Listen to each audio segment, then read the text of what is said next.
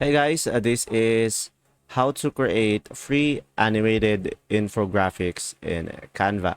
So, first thing that you will do is, of course, simply go to canva.com. And after that, guys, just simply go ahead and click on create a design over here. From here, guys, just simply search over here, Infographics.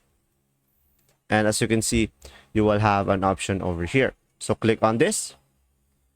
And guys, from here, as you can see on the sidebar over here, you will have various options that you can choose from and a various template that you can have. So let's say I'm gonna go for this one, for example, and from here, guys, right away you can edit it and change the text on whatever you like. And if you want to add an animation, guys, just simply click on the object, and from here you will have an animate option over here, and a sidebar will show up, and you can actually make it an animation.